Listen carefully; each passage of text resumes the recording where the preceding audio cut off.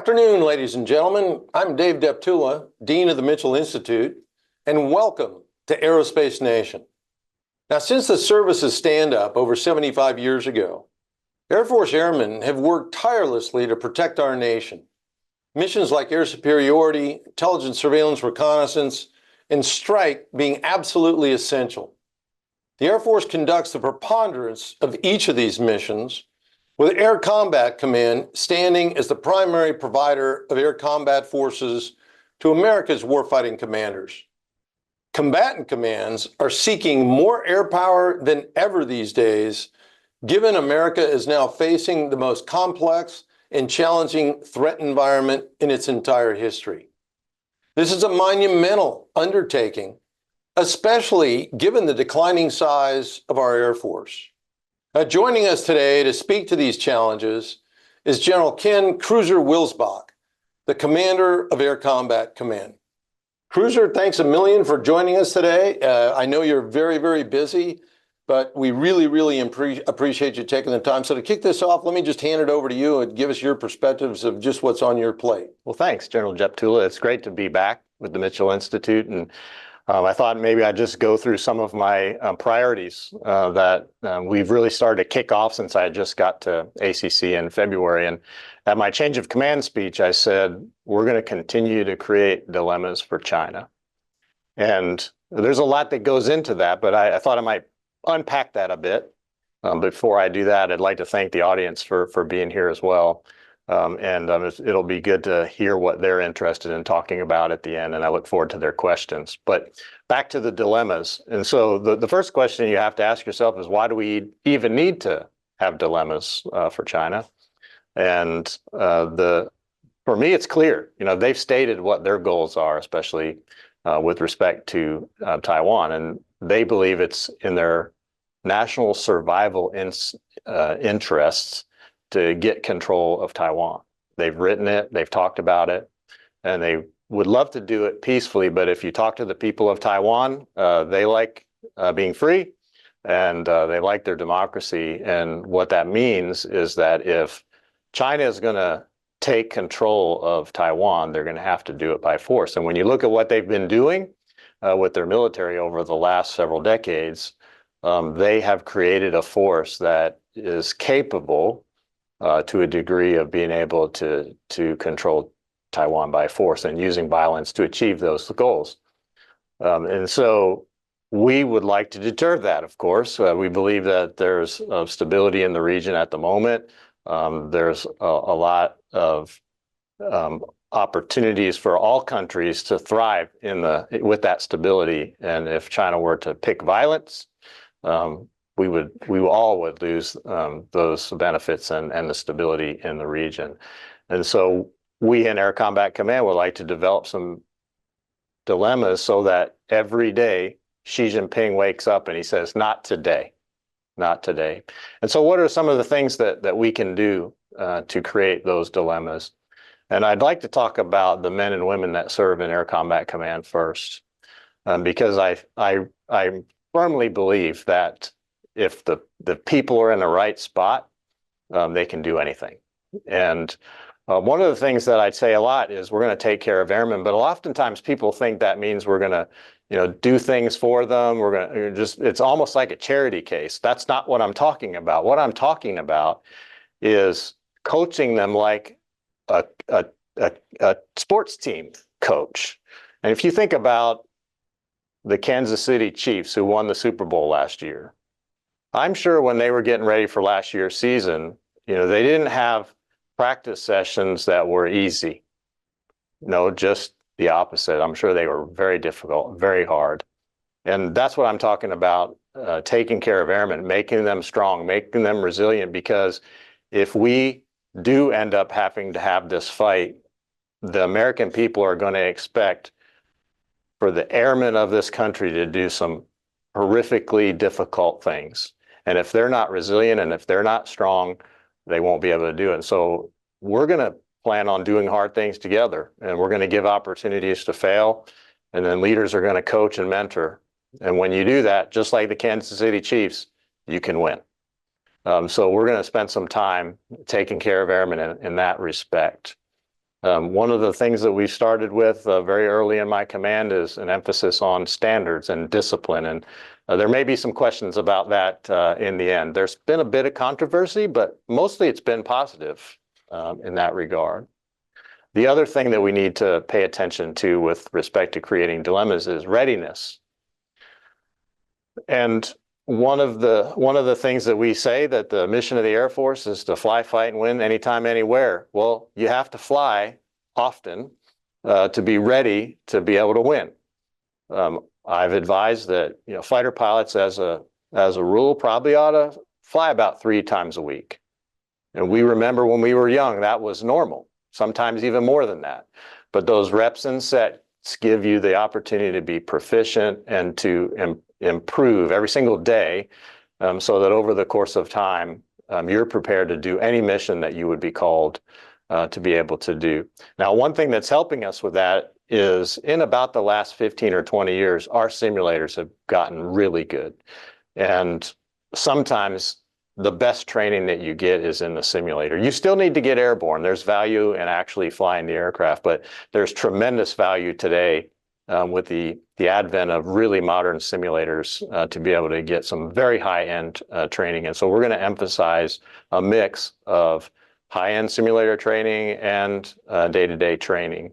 And what you're going to see is some very large exercises as well with the standard red flags that we all know. There's a fairly new exercise that we've been doing for a few years called Bamboo Eagle, which is incorporated at the end of red flag now. And there's multiple other very large exercises that we intend to do over the next few years that will continue to improve readiness.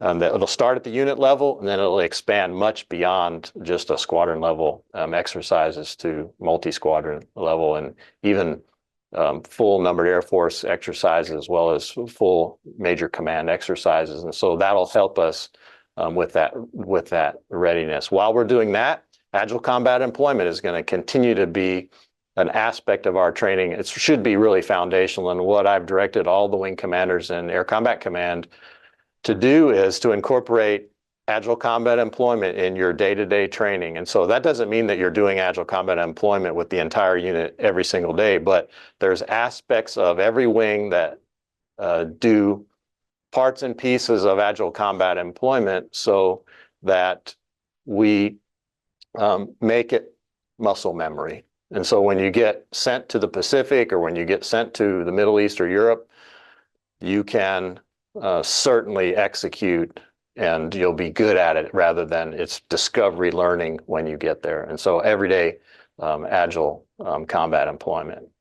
All that being said, I've been mostly focusing on the Indo-Pacific, and certainly everyone who's paying attention to the news knows that there's things happening in other parts of the world. And so supporting our colleagues in Europe with respect to what's happening in Ukraine, between Russia and Ukraine, and then also supporting our colleagues that are in the Middle East. And there's a lot going on in the Middle East with Israel and Hamas, the Houthis, and continued misbehavior by the Iranians in the region. And so there's a lot to pay attention to. And then just one last thing before we get to the questions, I really want to emphasize how important air and space superiority is. A tenet of air power is establishing air superiority, and space superiority, in my mind, is an extension of that. And we've said in the past, and our forefathers of air power noted that if you don't have air superiority, and I say if you don't have air and space superiority, you can't do anything else. And the entire nation requires air and space superiority to accomplish our military objectives. And if you lose that, you will not achieve your objectives. It makes sense that I'd be talking about air superiority, but I do want to talk a moment about space superiority, because the Air Force used to be responsible for that. And now we have a new service, the United States Space Force. And if it's up to the Space Force to just advocate for themselves, I don't suspect that they will get enough attention. And so I'm advocating for the Space Force because the Air Force needs the Space Force to have space superiority. By the way, so does the Navy and the Army and the Marines.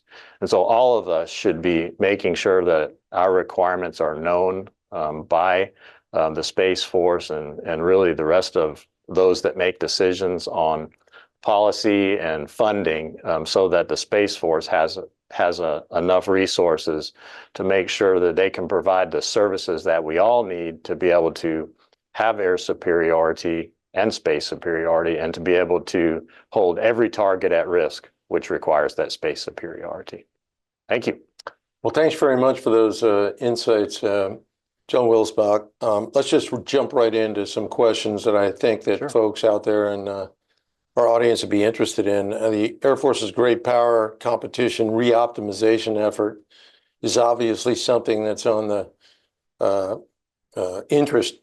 high level interest area priority of lots of folks in the Air Force. To what degree and how will GPC affect Air Combat Command? You bet. I think it's important to start with why are we optimizing? What are we optimizing for? And I've addressed it in my opening comments, but this started as a question to all the MAJCOM commanders of, hey, are we optimized for a near peer competition or a near peer fight? And the obvious answer was no. We had been focused on the Middle East and counterinsurgency for the last few decades. And then the follow-up question to that is, well, what are we going to do about it? And that's where optimizing for great power competition got its start several months ago, more than a year ago now. And a lot of people want to talk only about the reorganization, and that's certainly part of it. And there'll be some impacts to ACC as a part of that reorganization. And I'd like to talk a little bit about the reorganization to start with, and then there's some other things that I do want to talk about. One is, what is the unit of action? So the unit of action for the Air Force in the last few years, I think, was the squadron. We have moved as a part of optimizing for great power competition to the wing being the unit of action. And what this allows us to do is train more in the way that we fight, and allows us to prepare more in the way that we fight. And we can then use our day-to-day training opportunities to make sure that we're ready if we ever get called. So I think that's one big change. And so the actual wing structures will change. And I won't get into the details here, but the wing structures will change. And also for ACC, the numbered Air Force structure will change. And there will be parts of ACC that will be moved out from under ACC, and they'll become service components. One of those would be Air Force Cyber Command, and then another one would be Air Force's Central or AFCENT. And then also AF South, which would be a service component to Southcom, and AF North, which would be a service component to Northcom. The remaining NAFs will be reorganized in a geographic as well as a functional capacity inside of ACC. But I think we'll get some synergies and some efficiencies and effectiveness by the way that we reorganize, especially with respect to what remains of 16th Air Force with our ISR wings and our ability to provide targeting and ISR information and support to various geographic locations, and focusing them in on combatant commands and MAJCOMs, not only in the continental US, but also overseas. Very good. Then one of the items that you mentioned in your opening remarks was readiness. So let's turn to our focus on readiness here for a minute. The phrase ready to deploy and prepared to fight includes more, obviously, than just the health of the aircraft. For example, munitions and pilot experience factor into whether or not a unit's actually ready. Do you foresee any significant changes in how readiness is going to be improved and assessed in the future? Yes and yes, and let me expand. Please do. So you're right. I think that sustainment of the aircraft is foundational. And so we as a service need to commit to aircraft that are ready to fly every day. And so that requires an immense amount of resources to make sure that our very old fleet can be maintained. And so we have to commit to that. And I think our service secretary has done that. And so he's beefed up some of our funding for weapon system sustainment, which I think is incredibly important. And our maintainers are working incredibly hard to generate those airframes so that they're ready to fly. And we talked about number of sorties per week, and that's mostly for fighter aircraft, but it holds true that you need reps and sets, to be ready. Furthermore, you need the training scenarios, and so they should be a building block approach. So you do the basics and you expand on those with your day-to-day training, and then those expand into getting out to level 1, 2, 3 level exercises where you're continuously building the blocks that get you to theater and operational level employment as a part of the training cycle. And to the point that you made about assessing, that is going to be done a number of ways. In ACC, I've asked our Inspector General to revamp the way that we do inspections. And so it's much like Back to the Future. You will recognize it because it's what we grew up with when we were youngsters, where the inspection inspected you on what the Air Force expects you to be able to do in accordance with your doc statement. And so there's no excuses, and a lot of them are going to be no notice inspections, and we're going to get out there and we're going to say, hey, you're having an inspection today, you generate, you deploy, you employ, and you redeploy. And that's what you're going to get inspected on. And that's somewhat different than the types of inspections that we've been doing over the last few years. And then beyond the inspections, during these very large exercises, we will be able to assess in a much clearer form, are we ready, and I believe we will be, are we ready to be able to employ operationally at the theater level? Because we are going to do exercises that are big enough to assess that. So is it logical to say that you're reinstituting ORIs? We're not calling them that, but yes. Okay. Yeah. Very good. Now, pilots are obviously a key component of Air Combat Command. You talked about them already. Last year, the average U.S. fighter pilot received less sorties and flight time than Soviet pilots did at the height of the Cold War. Added to that, the reduced numbers of Air Force aircraft are impeding the ability to absorb new pilots into flying units. Then low sortie rates compound the issue, making it difficult to upgrade pilots to flight leads and instructors. What are your thoughts on the way ahead in sort of resolving this challenge that we've got? Right. So aircraft availability, so the ones that you have on the ramp can fly. You don't have to maintenance cancel your sorties. So the sorties that you schedule, you actually fly. So that's part one. Part two is maybe more enterprise-wide, but be very cautious about what you decide to divest. And that really speaks to the absorption. You're going to make a new pilot, but then once you've made them, they have to go somewhere and fly something. And so that's important that they have a cockpit to go to. And so capacity of especially of your fighter force, but it really applies to all of our platforms, there has to be a cockpit to go to. And if you divest them, even though you're making more pilots, that's not good because they have wings, but they have nothing to fly and they don't continue to improve their craft. I would like to thank General Robinson in AETC because over the course of his tenure there in Air Education and Training Command, he has compressed the amount of time it takes to go through pilot training, and he's been generating more pilots per year during the time that he's been the ATC commander than before. And so that's helping us with generating more pilots, which we absolutely need.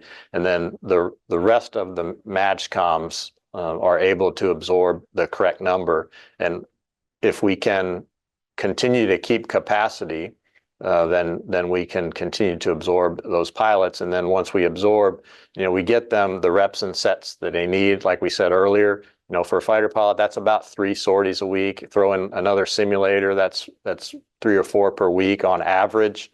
Over the course of a year, maybe you get a few weeks that'll be more than that. That's all goodness, and that's enough to make those pilots proficient, and it gives them over time the opportunity to upgrade and to really improve their proficiency and their capacity to do much more difficult missions. That's great to hear. Personally, I think you're spot on, and the difference, and this, and pilots out there do too, the difference between flying 3 sorties a week and 4 sorties a week, it's not like riding a bike. It just gets better the more that you fly. That's right. That's right. Now, onto your priority topic of air superiority. I recently had the opportunity to travel to Ukraine and discuss optimal use of air power with Ukrainian military leadership. And one of my key takeaways was, just as you said, the vital importance of air superiority. Because without it, the Ukrainians are going to continue to be stuck in an attrition ground fight that ultimately favors Russia's greater mass. Now, ironically, we now hear some arguing that air superiority is no longer important. So what are your impressions when you look at the fight in Ukraine and overlay it with how we should consider the subject of air superiority? Yeah, so whoever says that air superiority isn't important, I would go back to them and I would ask, well, who achieved air superiority in the Ukraine fight? And the answer is neither side did or has. And what that means is exactly what you described, which is attrition warfare on the ground. And if one side could or had achieved air superiority, then their air power would be able to fly about the battle space with impunity nearly and create many more effects. And you would not be in attrition warfare. You would be in a situation where victory would be imminent. Very good. Now, one of the hallmarks of Air Force combat capability is to bring the fight to the adversary and operate inside their defended airspace. Now, there's a debate, might be too strong a term, but there's a discussion at least that's currently underway, especially as budgets tighten, questioning the importance of sustaining a stand-in air power force. My opinion is that you need a mix of both, stand off and stand in. What's your view? I agree with you on we need a mix of both. I think there's a lot of misunderstanding of what it means to be an inside or an outside force. And the definition over time has changed. So 20 or 30 years ago, maybe more, 50 years ago, there only was inside force, because if you weren't an inside force, you weren't creating an effect. In other words, you had to overfly the target to bomb it. And then with the advent of stealth aircraft, as well as weapons that you didn't have to overfly the target, you could stand off and shoot and still hit the target, you developed an outside force.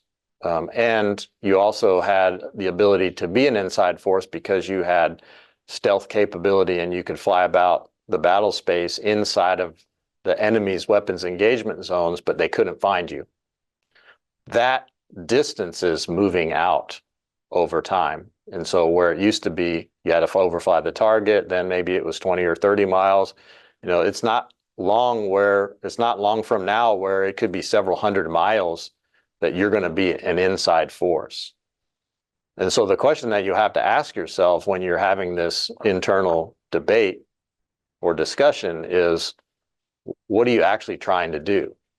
And so you can achieve your objectives from inside or outside depending on the weapons that you have. And so if you want to risk, especially putting a human on the inside, um, you have to make that risk decision. But what if you could achieve the same objective and never put a human at risk? That might be better, especially with our American values. And so it is a mix, and it's also a balance of the weapons that you can put on your platform. So you may want an aircraft that can operate inside of the weapons engagement zone and shoot, but you also will likely want aircraft that don't need to go inside, but can shoot from outside and still achieve the effects that you're looking for. And that's why I think it's a mix of both. Well, very good. Let's kind of elaborate a bit on that. Future air superiority force designs have been discussed over the last several years, include both piloted aircraft and uninhabited collaborative combat aircraft working together as a team. Both were cited by Secretary Kendall in his operational imperatives. Could you explain why this complementary teamed approach is so valuable? It's a force multiplier. Furthermore, if you're going into a very high threat area and you have a choice of going in with a collaborative combat aircraft that's not manned, and putting them at the highest risk inside of that mission, and they may be successful and they may shoot down the adversary, or they may get shot down themselves. Would you rather it be an unmanned or a manned platform? Well, of course, we'd rather it be an unmanned platform. But as you go in there with force multiplication, you greatly complicate the enemy's targeting problem, and they can't just disregard the CCAs. They have to honor them because the CCAs have game. They can shoot back. And so they very well may be wasting, the red side may be wasting their missiles on a CCA that, frankly, has lesser value than maybe the B-21 that they're inside with, or an F-35. That's behind and frankly being protected to a degree by the CCAs. But I do believe that one of the biggest values of this is the force multiplication and the ability to present multitude of dilemmas in the same battle space.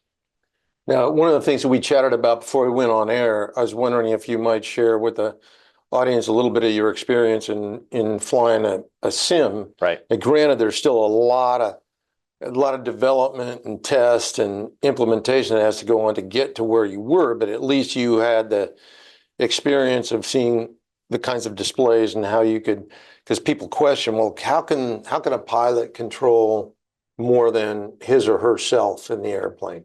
You bet. In fact, I was quite skeptical myself before I went and flew the simulator, because I thought, hey, it's pretty busy in the cockpit when you're out flying in, say, in a 4-ship or an 8-ship. You're trying to employ your weapons, try not to get shot and survive, et cetera. How much more time or how much margin of time do you have to control the CCAs? And what I found in the simulator was it took me about 5 or 10 minutes to get the hang of it. And then it became second nature. It was very intuitive. And there was enough automation and artificial intelligence in the software of the CCAs that you could basically give them an assignment and they could go do it. And there were tactics built into the software so that the CCAs could execute a tactic and achieve an objective. And you still had some control over it. So if you wanted to change your mind, if you wanted to alter the tactic, you had that capability. But it was, I was flying an aircraft that I'm not qualified in, and I quickly learned how to fly the aircraft that I was in and control the CCAs, and it was not that difficult. And so it's the automation and the pilot to vehicle interface that makes it possible, and it doesn't take so much time to do, and you can concentrate on flying your own aircraft, monitoring what the CCAs are doing, and making sure that they're achieving the objectives, or giving them new guidance as you go along. Yeah. So it's not unlike having additional wingmen, only they are automated so that they do what you tell them to do. Yeah. I think that's really important because too many people still have this old think in the context of you're actually trying to fly, control all these other aircraft. And what you just shared is, no, we really are relying on artificial intelligence, and you're just directing them in terms of executing particular options. That's right. Very good. Let's switch to munitions a little bit. In addition to aircraft modernization, could you talk about just why munitions modernization is so important as well? I do, and I haven't touched at all on the long-range kill chain. But one of the things that I'm convinced of is that the nation that figures out how to do the long-range kill chain first and more effectively is the nation that's going to have a great advantage for years to come. And some people like, how far is the long-range kill chain?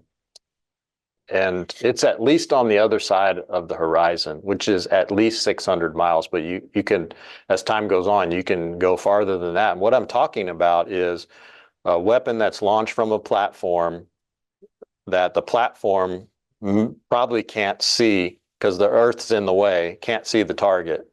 But because of all the sensors that you have, you can get the jet to a launch basket, shoot the weapon, and then the weapon gets updates while it's in flight. And even if the target's moving, we have enough sensors to determine where the target is when the weapon gets there, and we can guide it in for a kill.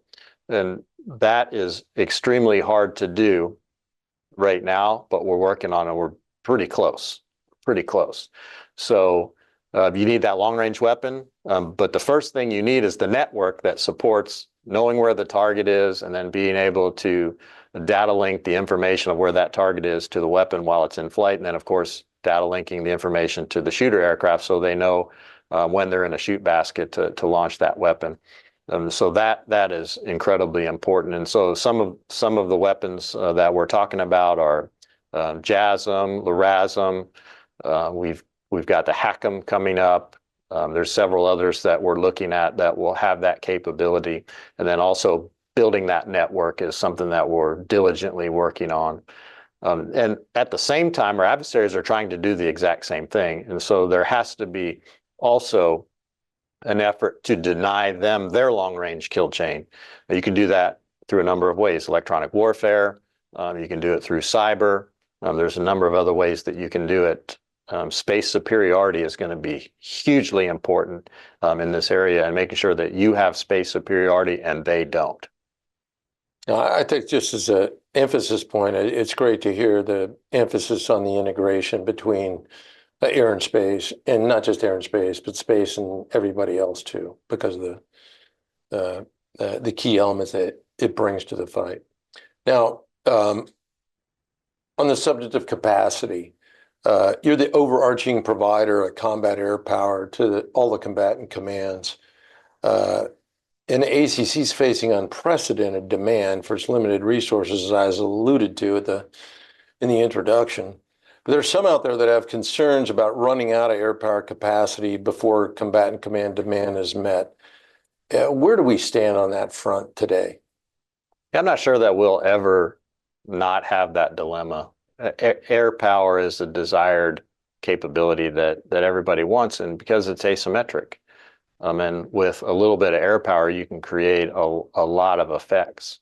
So I'm not sure that we'll ever over-deliver to the combatant commanders enough air power. But the point that you make about capacity is important for us to remember, because for many years now, the Air Force has been attempting to achieve a lot more missions than we actually have the capacity for.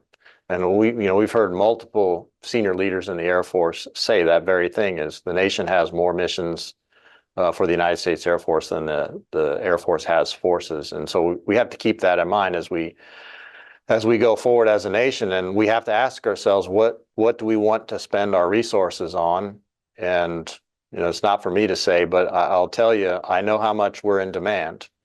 And you have to make choices like everybody does in their own personal finances. They have to make choices, and you spend your money on your highest priority items and you hold off on the lower priority items. And we as a nation have to ask ourselves, do we want more air power or not? Is the air power that we have enough for what we want to do as a nation? and the objectives that we want to achieve. And so they're difficult questions, but it's not an unlimited budget, just like your checkbook and my checkbook aren't unlimited. And so we have to make choices, and you decide not to buy certain things, and instead you buy the things that you want.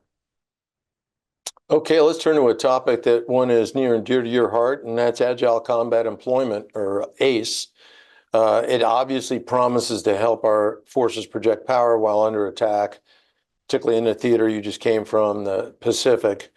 We've got a report coming out here at Mitchell on how ACE measures like dispersal can greatly increase sortie generation. Air and missile defense are obviously critical. Could you talk a bit on where Air Combat Command is regarding ACE? You mentioned at the beginning that some of the things you have the wings doing, but anything else you'd like to throw out there for our audience? Well, certainly the idea behind ACE is to continuously expand the ACE envelope. And what I mean by that is we're never going to be there. In other words, we're not going to arrive and be done with ACE development. We're going to continue to make ourselves better. If you've read the book Infinite Game by shoot, I've forgotten his name. I'm going to be so embarrassed. No, you're good enough Simon that you Sinek. remember. Simon Sinek. Simon Sinek. Yeah, he's going to hate me. He's my friend, and I forgot his name. But anyway, the Infinite Game by Simon Sinek is a great book that talks about never being finished with the game. It always continues as long as you're still in the game, versus a finite game like a football game where at the end, when the time runs out, whoever has the most points wins. An infinite game just keeps going as long as you're still in the game. And that's what ACE is. We need to continue to get better and better at ACE. And so some of the difficult things about ACE are logistics. So when you disperse out to those island airfields, how do you get fuel and weapons and parts and water out there in a contested environment? Well, one of the ways you do that is you pre-position it. And so we've been pre-positioning things in the Pacific for a couple of years. We need to continue to do that with continued resources. So that's one aspect of it. When you get out at those small airfields, you don't have enough people to do every job. And so that's why we're training airmen to do multiple jobs when they get out there, so that we don't have a airman that can do one thing, one airman can do many things. And so we've been doing that for a few years. You also don't have the same type of leadership that we've been accustomed to. And so what you end up with is very young NCOs and very young officers at some of those spoke locations, and you put them in charge. And so we've been training them how to do that and giving them opportunities to improve their craft and how to command and control this, because you're not at the same airfield where all your jets are, and yet you might be the wing commander that's responsible for an entire wing that's spread over 4 or 5 different locations. Some of them may be 1,000 miles apart, and you've got to know where they all are, what their maintenance capabilities are, what weapons they have on them, what maintenance they need to have. Do you have any pilots that are available to fly? You have to be able to do all of that from a dispersed location, and you have to have the communications to be able to do that. We've been improving those communications, and we've been improving our tactics, techniques, and procedures to be able to give those commanders the skills that it takes to keep the air power in the air and have it show up at the right place in the right time with the tasking to be able to achieve objectives. So there's quite a bit behind ACE. One last thing on ACE, and you touched on it, which is the base defense aspect of this. Now, much of this is an Army mission, and I'd really like to see the Army put some more resources into weapons that can defend our bases. So at our hubs, we generally have a Patriot or a THAAD, but at the hubs or at the spokes, we don't necessarily have some kind of defense at the spokes. We need them. And so we need the weapons that the Army can bring to this fight to be capable of addressing the threats that our adversaries might have, like hypersonics and maneuvering reentry vehicles, ballistic missiles, of course, stealthy cruise missiles. They need to have capability against that.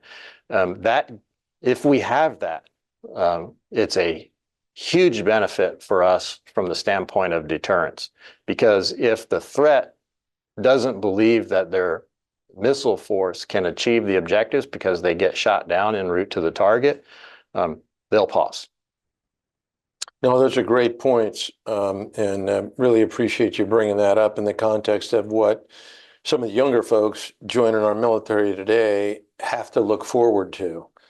And I'm encouraged because with that focus, and given that they're coming into the service, they're not biased by old ways of doing business. Mhm. So it's great to hear. And the issue on air-based defense responsibilities of the services, particularly the Army, isn't that the essence of jointness? It is. Don't each of the services have particular roles and functions that Sure. they're responsible for? Sure. I mean, the Air Force obviously is air superiority and global mobility, and the Army's in charge of certain aspects to deliver to the joint force. Like we talked about earlier, the Space Force, I mean, GPS alone, the Space Force is responsible for GPS. That's how we all, navigate and deliver weapons to the targets, et cetera. So every one of the services has something that they offer to the rest of the joint force and to the nation. And it's their responsibility. Okay, Absolutely. let's shift to talk a little bit more about collaborative combat aircraft later this month. Next week, actually. Mitchell Institute's going to host our third war game looking at collaborative combat aircraft. This particular game, we're focusing on logistics. Given your unique perspectives from your time at PACAF and now at ACC, what are the main opportunities and challenges that you see when it comes to getting CCAs on board as rapidly as possible? So one thing I'm excited about is I see that we're going to get collaborative combat aircraft on the ramps pretty quick. I mean, I think they're going to be quicker than some of the manned platforms that we've experienced in the last few decades. So I'm excited about that. As we look at it, though, some of the challenges that we're going to work our way through, and they also may be advantages, is how are we going to use these aircraft? So when we think about manned platforms, we fly those pretty regularly. Even our bomber aircraft, we fly regularly because we need the crews to get practice. Well, if it's a unmanned aircraft that's relatively automated and you don't, no humans getting any reps and sets by the aircraft flying, other than the launch crew, you probably don't need to fly that aircraft every day. And in fact, what we think is that we'll have these aircraft available to fly, but they won't fly that often. And the benefit of that is you don't need the maintenance, you don't need the long-term sustainment, and so you get a lot more airframes for a given amount of money. And the benefit of the CCAs is affordable mass and creating dilemmas for the adversary. And so as we think through, how we're going to use these in day-to-day training and where they're going to be based out of, where they're going to be deployed, we can think through the use of those on a daily basis and actually extend the life of those in their overall lifespan and the number of hours that they'll fly, because we won't have to fly them every day, but they'll be available at any time, because they won't be much like the, say, Predators and Reapers, where we kept them in a box and when we needed them we'd build them up. They're going to be built, and we call it flyable storage, which may or may not be the best term, because they'll basically be in a hangar and they'll be ready to fly. And you may fly them, at the beginning when we have not very many of them. Maybe you'll fly them once a month, and then as we get the full complement, some jets may only fly a few times a year. That's going to save us a tremendous amount of money and sustainment and manpower, but still allow us to have a huge capability. If you think about having maybe as many as 1,000 more aircraft available to commit to a fight, that's real power. Very good. Well, I want to make sure that we leave enough time for the audience questions. So it's about time to shift. Those of you out there in the audience know the drill by now. So when I call on you, please unmute your mic and then go ahead and state your name and affiliation before asking the question. And so I just glanced down, we've got a whole mess of raised hands, as well as some great questions in the chat room. So let's start with Steve Tremble. Steve, over to you. Yeah, hi, thank you very much. I just wanted to get your perspective from Air Combat Command Headquarters about your F-22 replacement. the timing and the scope, has it changed? What do you feel you need, and when do you think you need it to replace that capability? Right. So right now, there's frankly, there isn't an F-22 replacement. And the F-22 is a fantastic aircraft. We're actually planning several upgrades to the jet as we speak. And there is no official replacement to the F-22 right now. Obviously, it'll be in complement with the F-35s, which we're continuing to build. And hopefully soon we'll start to take delivery of more of those as we get through the TR-3 slowdown at Lockheed Martin. And then, of course, the F-15EX, we've been taking delivery of those this year. And in fact, I just declared IOC for the F-15EX. That's going to be a tremendous platform for us because of its fourth Gen Plus capability and external weapons carriage. Some of the earlier weapons that I was talking about, those long-range kill chain weapons, they can't be carried on an F-35 or an F-22 because they don't fit in the internal weapons bay. But the F-15E can carry some immense weapons that can go a long way.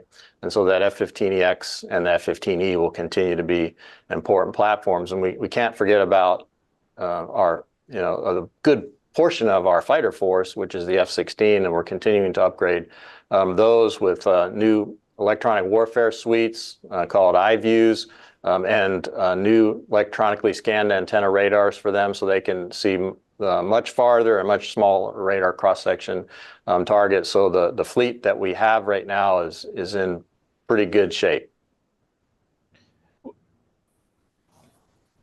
Okay, let's switch to Air and Space Forces magazine author John Turpak. Good afternoon, General. Thanks very much. I'd like you to elaborate on your last answer a little bit. Is the NGAD not the successor for the F-22? And if you could tell us on a separate, what would you have to be doing now if you're not going to get the NGAD or something like it on the timeline we've been expecting? Yeah, I thought we might have some NGAD questions, and as most everybody knows, we're in the source selection for the NGAD.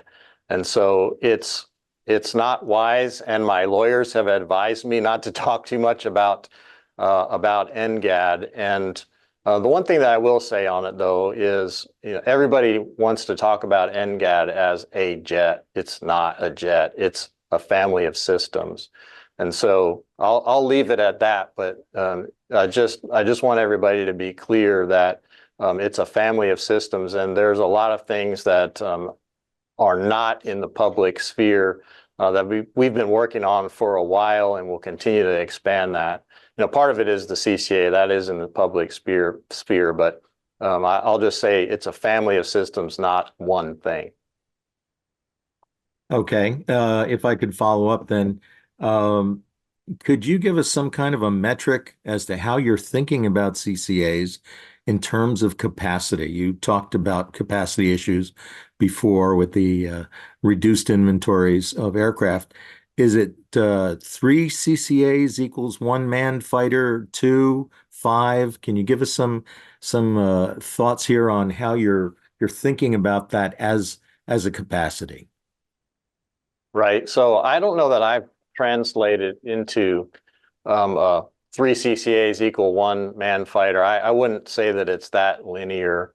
But what I would say is that when you are out there as say a 1 or 2 F-22s or F-35s, and you've got 4 to 8 of the CCAs that are out there with you, helping you to achieve your mission, it's a force multiplier. But I don't think the math is that linear as you described. And I guess I would say the better way to think about this is what is the total capacity? And the service has talked about potentially having as many as 1,000 of these CCAs to use in a contingency. And I think that's a noble goal, and one that would create a lot of dilemmas as people think about getting into a fight with us and having to contend with that many plus all of our manned platforms. Okay, and real quick, getting back to the F-22, without talking about NGAD, if there is a delay to that family of systems, does that change your calculus on the Block 20s? Yes, it does. I'm in favor of keeping the Block 20s. I think they have they give us a lot of training value, and even if we had to in an emergency use the Block 20s in a combat situation, they're very capable. Okay, Thank thanks you. for the awesome response, because we at Mitchell Institute happen to agree wholeheartedly, for what that's worth. Courtney Maybuds, go ahead, Courtney. Hi there, can you hear me? We can. Great, thank you. Well, thanks for doing this. I appreciate you taking the time. General Alvin and General Spain have talked about the expanded roles that ACC would take on as an institutional command. And you've kind of touched on that a little bit as well. You mentioned readiness and surprise inspections. And I do have a question related to inspections as well. But could you talk about, can you detail a little bit more what ACC would take on, maybe like what that would look like and how it would work? How would you work with, AMC and so forth, just going forward? Yes, I think the easiest way to talk about that is ACC being the synchronizer for exercises, which would be contributing to all the other MAJCOM's readiness.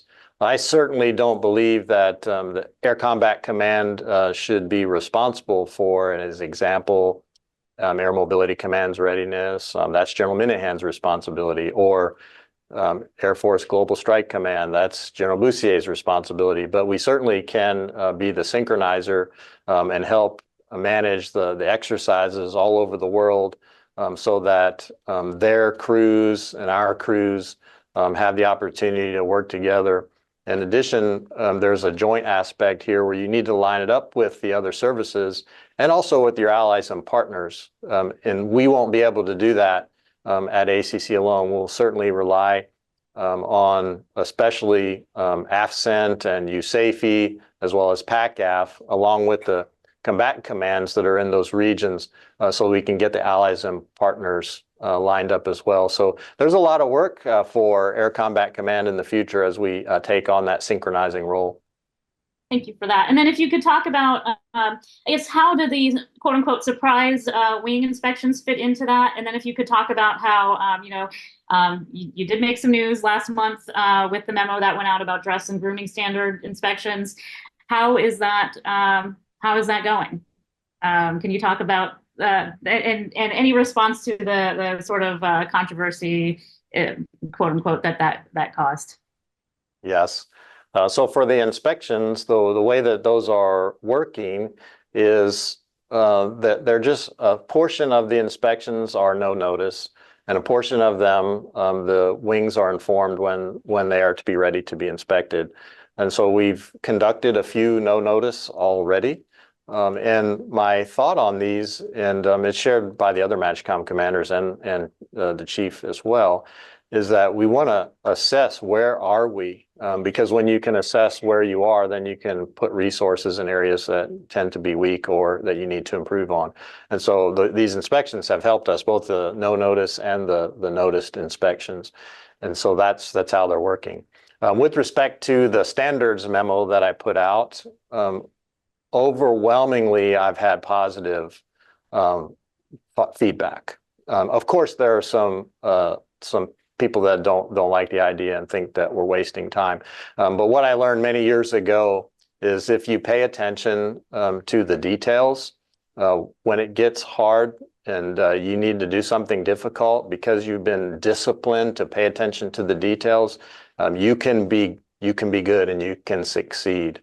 And so I will tell you that just yesterday, the headquarters at Air Combat Command lined up in the parking lot. I was leading the formation and I got inspected myself. It was the first inspection I've had since I was in ROTC. And so that was a long time ago.